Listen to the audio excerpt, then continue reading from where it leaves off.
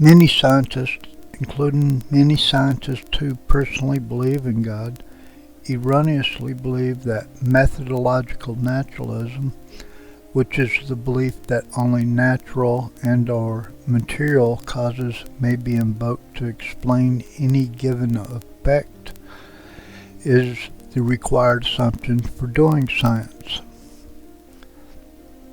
In fact, the judge in the Dover case, who ruled in favor of Darwinian evolution and against intelligent design being taught in the public schools of Pennsylvania, stated that one of his primary reasons for excluding intelligent design from the public school classrooms in Pennsylvania was that methodological naturalism is a ground rule of science today. Yet, as was shown in the following video, methodological naturalism never has been, nor is it now, the supposed ground rule for doing science.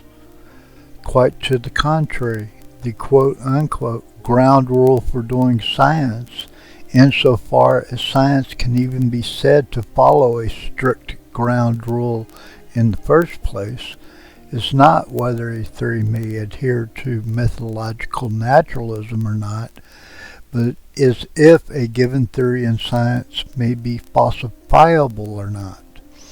As Karl Popper stated, insofar as a scientific statement speaks about reality, it must be falsifiable, and insofar as it is not falsifiable, it does not speak about reality.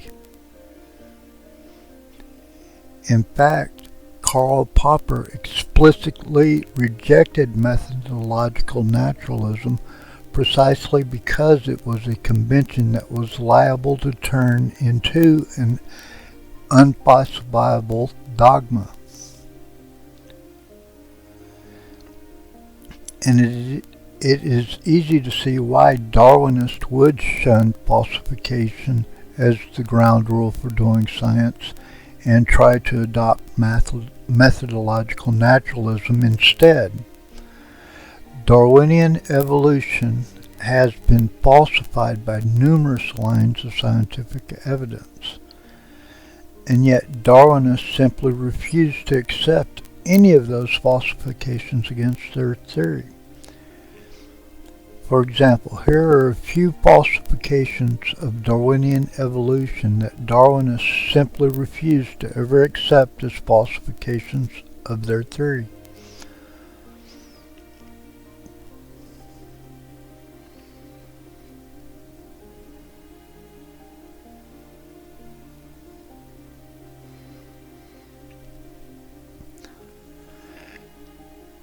You can read those falsifications at a more leisurely pace in the link that is provided in the video description. Besides Darwinists refusing to adhere to the criteria of falsification for their supposed scientific theory, by any other reasonable measure that one may wish to judge whether Darwinian evolution even qualifies as a science or not, and as is shown in the following video, Darwinian evolution fails to meet those criteria as well.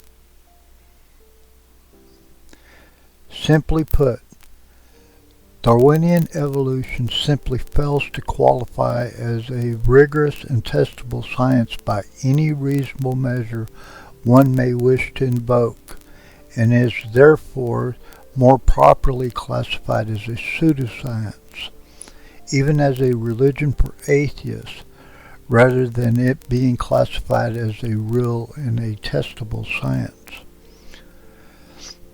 Moreover, contrary to what many people have falsely been led to believe about intelligent design being a supposed pseudoscience, the fact of the matter is that all of science, every nook and cranny of science, is based on the presupposition of intelligent design, and is certainly not based on the presupposition of methodological naturalism. from the essential Christian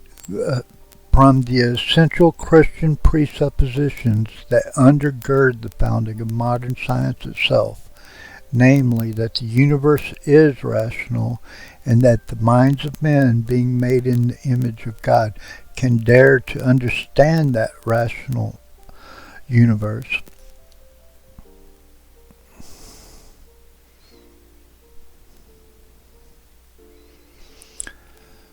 To the intelligent design of the scientific instruments and of the experiments themselves.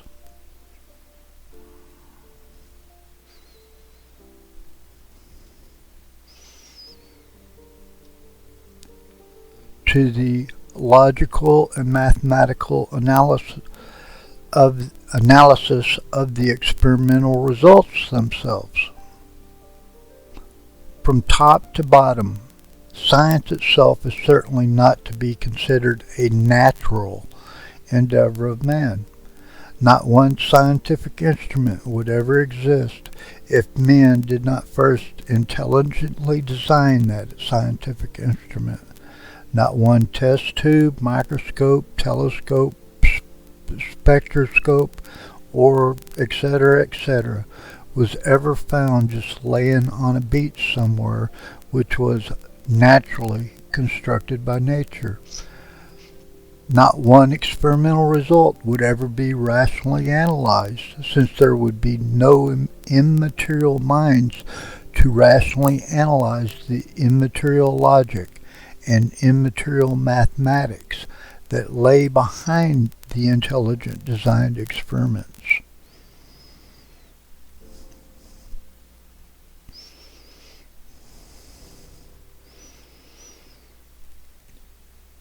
Again, all of science, every nook and cranny of it, is based on the presupposition of intelligent design, and is certainly not based on the presupposition of methodological naturalism.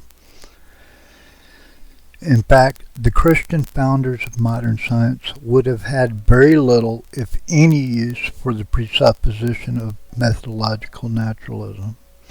As the following article states, the men who established modern science as we know it, Copernicus, Galileo, Vesalius, Harvey, Newton, would have considered the methodological naturalism dogma absurd and indeed rather peculiar.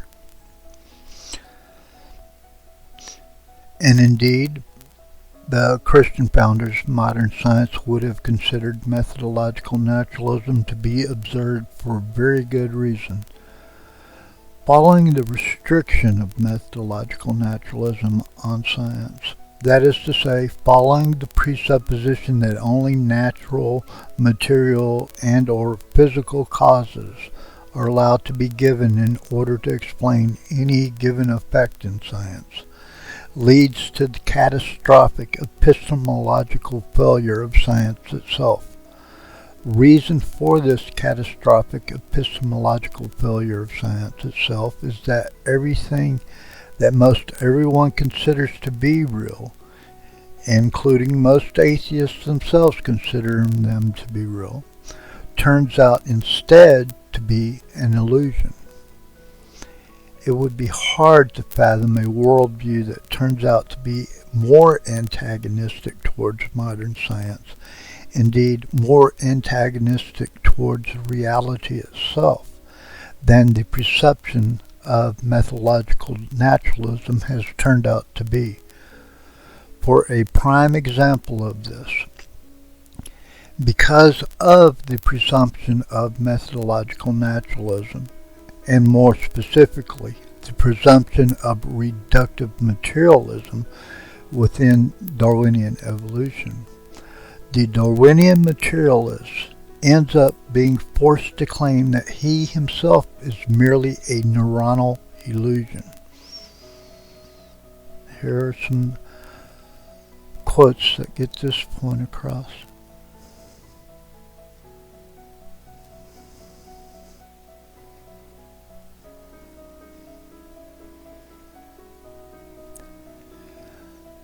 The claim that our sense of self, that is to say, our conscious experience, is just a neuronal illusion is simply insane. As David Bentley Hart states in the following article, simply enough, you cannot suffer the illusion that you are conscious because illusions are only possible for conscious minds. This is so incandescently obvious that it is almost embarrassing to have to state it. Moreover, the Darwinian materialist, besides being forced to claim that he himself is merely a neuronal illusion, is also forced to claim that he is having an illusion of free will.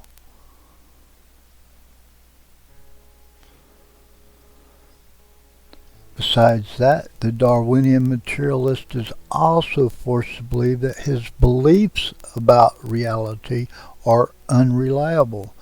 That is to say, he is forced to believe that his beliefs themselves are illusory.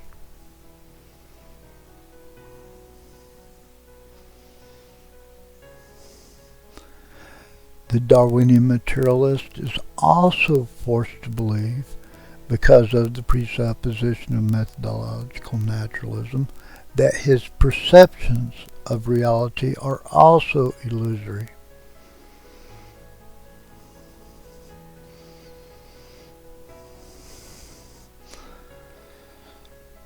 As well, the Darwinian materialist, since he has no real-time experimental evidence substantiating any of his grandiose claims for Darwinian evolution,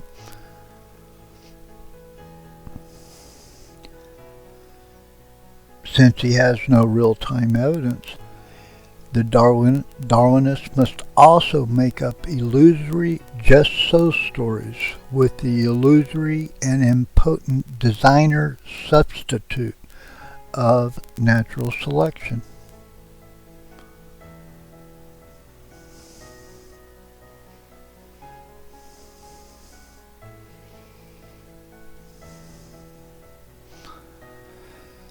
The Darwinian materialist is also forced to make up these illusory just-so stories so as to explain away the overwhelming appearance of design, which is to say that he must explain away the overwhelming illusion of design.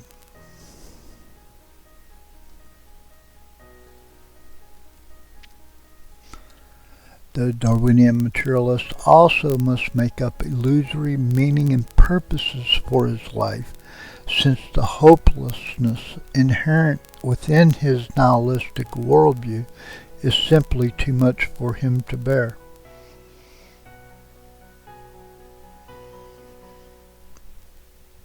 The Darwinian materialist is also forced to hold morality to be subjective and illusory, since he has rejected God, who is the source for all real and objective moral truths.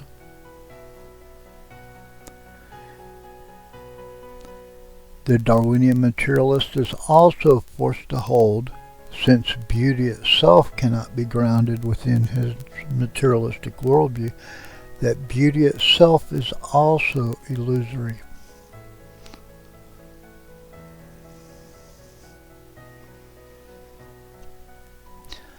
Thus, although the Darwinist may firmly believe that he is on the terra firma of science in his appeal, even his demand for methodological naturalism, the fact of the matter is that when examining the details of his materialistic or naturalistic worldview, it is found that the Darwinian materialist is adrift in an ocean of fantasy and imagination, with no discernible anchor for reality to grab onto whatsoever. Again, it would be hard to fathom a worldview that turns out to be more antagonistic towards modern science, indeed more antagonistic towards reality itself, than the presumption of methodological naturalism has turned out to be. Bottom line, without God, nothing turns out to be truly real in the atheist worldview. Not even the atheist himself turns out to be real in his materialistic worldview, much less are beauty, meaning, and purposes for his life to be considered real within his naturalistic worldview. Needless to say, a worldview that is devoid of any real meaning, beauty, or purpose for his life is a severely impoverished worldview, even a severely depressing worldview for anyone to have to hold as being true. Indeed, such an impoverished view of life goes a very long way towards explaining exactly why Christians report being much happier than atheists are, and also explains why Christians have significantly fewer suicide attempts than atheists do, and also explains why Christians report having greater life satisfaction than atheists do, and also explains why Christians report having less mental and physical health issues than atheists do, and also explains why Christians live significantly longer than atheists do.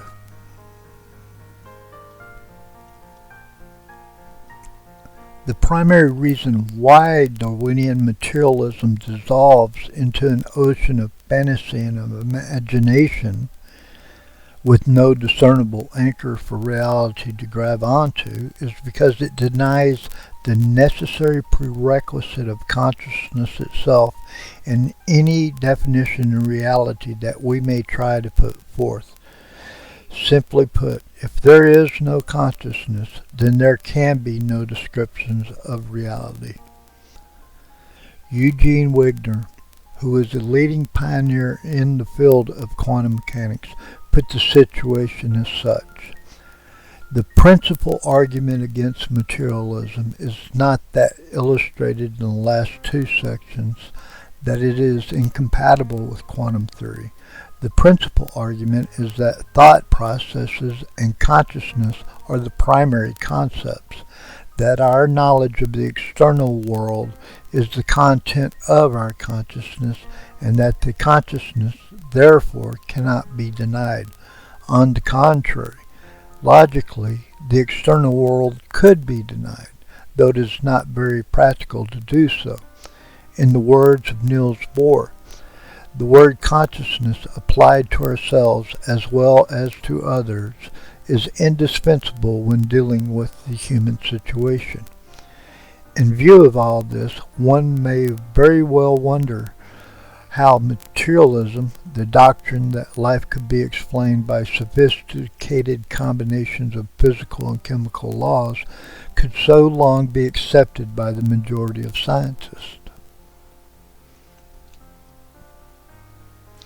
As well, Max Planck and Erwin Schrödinger, who are also founding pioneers of quantum mechanics, are also both on record in regards to holding consciousness itself to be a fundamental prerequisite in any coherent definition of reality that we may try to put forth.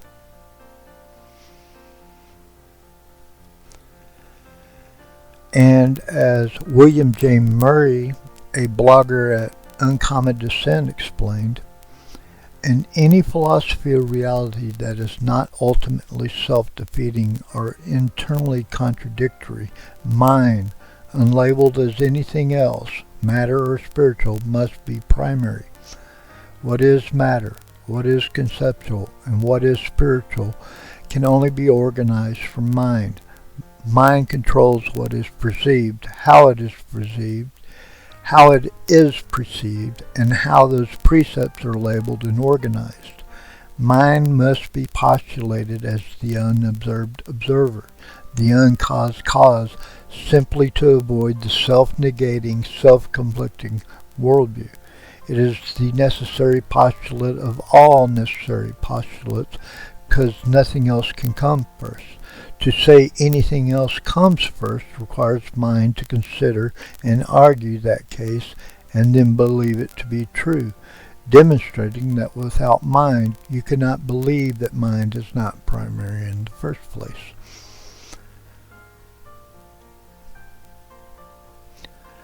Moreover, we don't have to rely solely on logical and philosophical arguments as Christians and philosophers have had to do in the past in order to argue that consciousness must necessarily precede material reality, but we can now also appeal to the findings of modern science. Specifically, due to advances in quantum mechanics, we find that realism, which is the belief that material reality exists independently of our conscious observation of it, we find that realism itself has now been experimentally falsified. In the following article entitled "Quantum Physics Says Goodbye to Reality," it is stated that Marcus Aspelmeyer, Anton Zeilinger, and colleagues have now shown that realism is more of a problem than locality in the quantum world. They devised an experiment that violates a different inequality proposed by physicist Anthony Liggett in 2003 that relies only on realism and relaxes the reliance on locality.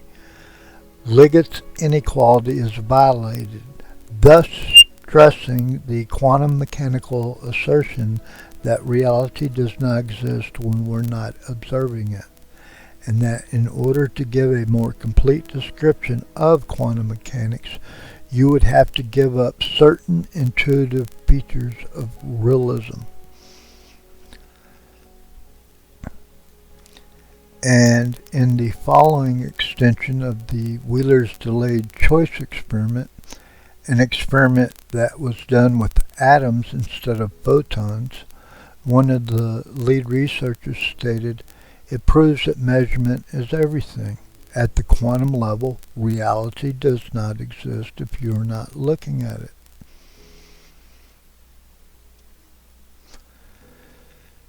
And the following video also shows in greater detail that the fundamental defining attributes of consciousness are extremely tightly correlated with the experimental results that we are now getting from quantum mechanics. On top of all that, and again due to advances in quantum mechanics, it is now found that atoms themselves are not the solid individual concrete particles as they were originally envisioned to be by materialists, but it turns out that the descriptions we now use to describe atoms themselves, the further down we go, dissolve, as the following article highlights, into abstract conceptual tools for describing nature, which themselves seem to lack any real concrete essence. In fact, according to quantum theory, the most fundamental stuff of the world is not even the stuff of matter and energy at all, as materialists had originally presupposed. But it turns out that the fundamental stuff of the universe is abstract, immaterial information itself. As Professor Bedraw of Oxford University stated, the most fundamental definition of reality is not matter or energy, but information. And as leading experimentalist Anton Zeilinger stated in the following video, it is operationally impossible to separate reality and information. And Dr. Zeilinger even goes on to note the theological significance of finding information to be fundamental, and he cites John 1:1 in the Bible, which states, "In the beginning was the Word." Thus, in irony of ironies, not even the material particles themselves turn out to be solid and concrete, and therefore to be real on the materialistic definition of what is supposed to be real, but the supposedly solid and concrete material particles themselves turn out instead to be made of abstract and immaterial information. This puts the die-hard materialist in quite the conundrum because, as Bernardo Kastrup further explained in his article, to make sense of this dilemma of a non-material world of pure abstractions, we must ultimately appeal to the immaterial mind. In other words, we must ultimately appeal to the mind of God. Or to put the implications from these recent advances in quantum mechanics much more simply, as physics professor Richard Conhenry put it at the end of the following article, the universe is immaterial, mental, and spiritual. Live and enjoy. Thus, far from consciousness and our sense of self being illusory, as Darwinian materialists are forced to believe because of the unwarranted presupposition of methodological naturalism, it turns out that material reality itself is what is in fact found to be illusory. As physics professor Richard Conhenry further explained in response to the experimental falsification of realism by Liggett's inequality, if mind is not a product of real matter, but rather is the creator of the illusion of material reality, which has in fact, despite the materialists, been known to be the case since the discovery of quantum mechanics in 1925, then a theistic view of our existence becomes the only rational alternative to solipsism.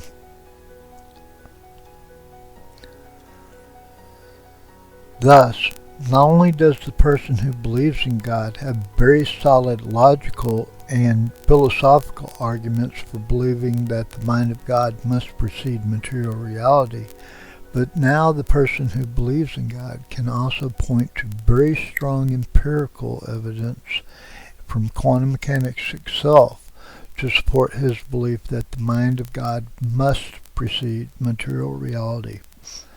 Whereas on the other hand, when examining the details of the materialistic worldview, it is found that Darwinian materialists are, once again, adrift in an ocean of fantasy and imagination with no discernible anchor for reality to grab onto whatsoever. In differentiating what is real and from what is illusory, here is a very interesting piece of trivia for us to take note of. In the following study, materialistic researchers who had a bias against near-death experiences being real set out to prove that they were merely false memories by setting up a clever questionnaire that could differentiate which memories a person had were real and which memory a person had were merely imaginary. Simply put, these materialistic researchers did not expect the results that they got. To quote the headline of their article, "Afterlife feels even more real than real."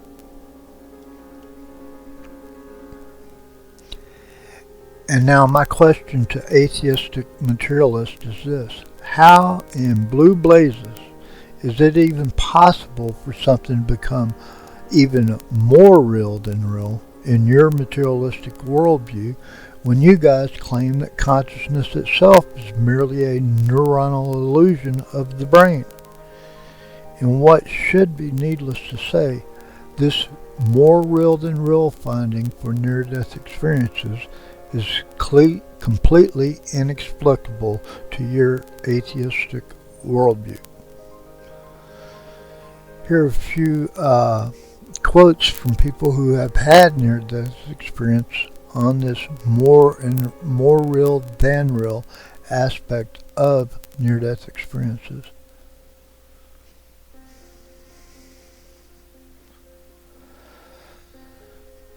On top of the fact that heaven turns out to be more real than real, we also have far more observational evidence for the reality of near-death experiences than we do for the Darwinian claim that unguided material processes can generate functional machines and or functional information. As Dr. Egnor comments in the following article, about 20% of NDEs are corroborated, which means that there are independent ways of checking about the veracity of the experience. The patients knew of things that they could not have known except by extraordinary perception, such as describing details of surgery that were watched while their heart was stopped, etc. Additionally, many NDEs have vividness and sense of intense reality that one does not generally encounter in dreams or hallucinations. The most parsimonious explanation, the simplest scientific explanation, is that the near-death experience was real. Tens of millions of people have had such experiences. That is tens of millions of more times than we have observed the origin of species, or the origin of life, or the origin of protein gene, or the origin of molecular machine, or etc., etc., which is never have we observed.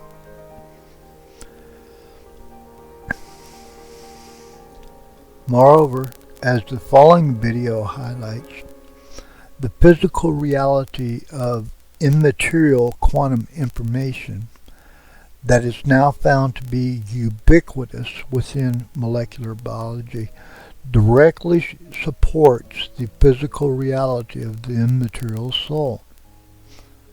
As Stuart Hemroff states in the following article, the quantum information isn't destroyed. It can't be destroyed.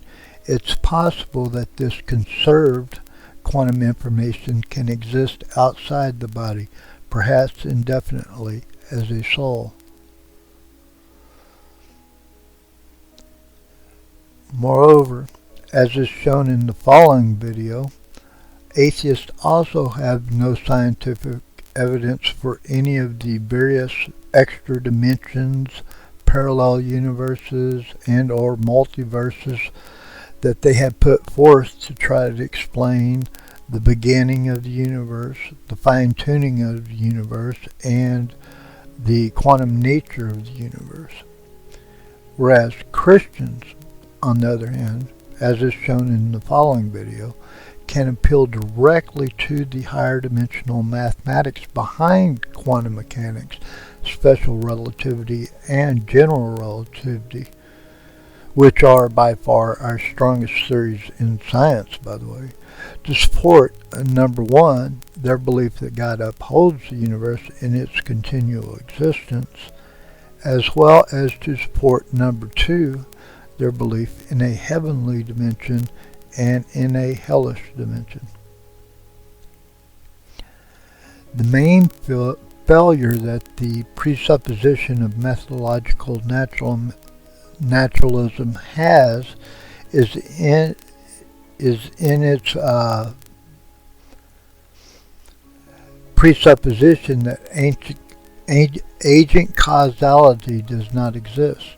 Its agent causality is ruled out of bounds before any scientific investigation has even begun. As Paul Nelson explains in the following article, epistemology, how we know, and ontology, what exists, are both affected by methodological naturalism. If we say we cannot know that a mind caused X, laying down an epistemological boundary defined by methodological naturalism, then our ontology comprising real causes for X won't include minds. Methodological naturalism entails an ontology in which minds are the consequence of physics and thus can only be placeholders for a more detailed causal account in which physics is the only ultimate actor. You didn't write your email to me. Physics did and informed you of that event after the fact. That's crazy, you reply. I certainly did write my email. Okay, then to what does the pronoun I in that sentence refer? Your personal agent, your mind? Are you supernatural?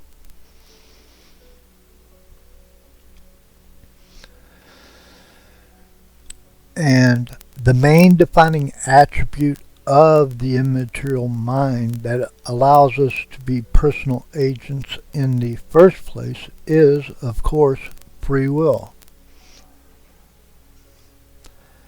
That is to say that the one thing that allows us to be causal agents in the first place is our unfettered ability to determine our own actions. Yet Darwinian materialists deny the reality of their own free will. In fact, as was mentioned previously, they claim that their free will is an illusion. The claim that free will is an illusion, besides being directly contradicted by the fact, as is shown in the following video, that we each experience the reality of our own free will firsthand, besides the fact that we each experience free will firsthand, the materialist denial of free will, as is shown in the following article, is also logically and philosophically self-refuting.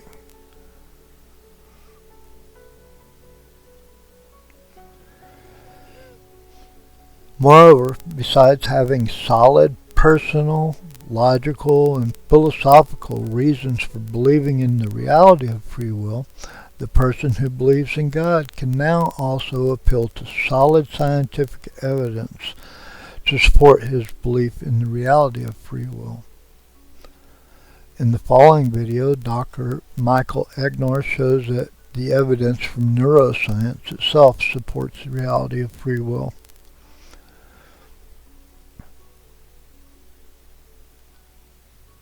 And Dr. Jeffrey Schwartz has also done work in the area of brain plasticity, in which a person's focused attention can change the actual physical structure of the brain itself, which, needless to say, is also very strong evidence for the reality of free will. As well, besides the evidence from neuroscience confirming the reality of free will is also now confirmed to be real by advances in quantum mechanics itself. As leading experimentalist Anton Zeilinger states in the following video, what we perceive as reality now depends on our earlier decision what to measure, which is a very, very deep message about the nature of reality and our part in the whole universe. We are not just passive observers. As well, with contextuality, we find that in the quantum world, the property that you discover through measurement is not the property that the system actually had prior to measurement process. What you observe necessarily depends on how you carried out the observation. And as this recent experimental confirmation of the Wigner's friend thought experiment established, measurement results must be understood relative to the observer who performed the measurement. Moreover, although there have been several major loopholes in quantum mechanics that atheists have tried to appeal to in order to avoid the spooky theistic implications of quantum mechanics, Over the past several years, each of those major loopholes have been each closed one by one. The last major loophole that was left to be closed was the setting independence and or the free will loophole.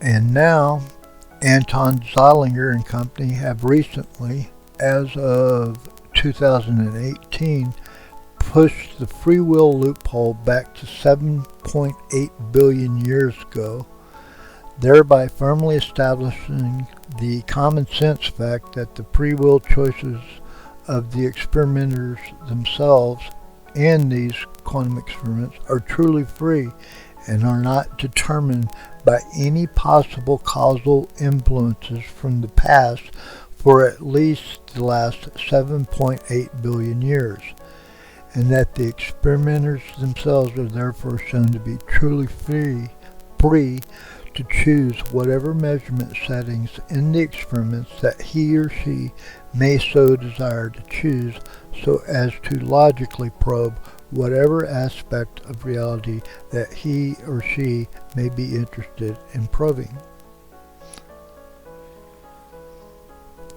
Moreover, allowing the free will and or agent causality of God into laws of physics at their most fundamental level has some fairly profound implications for us personally.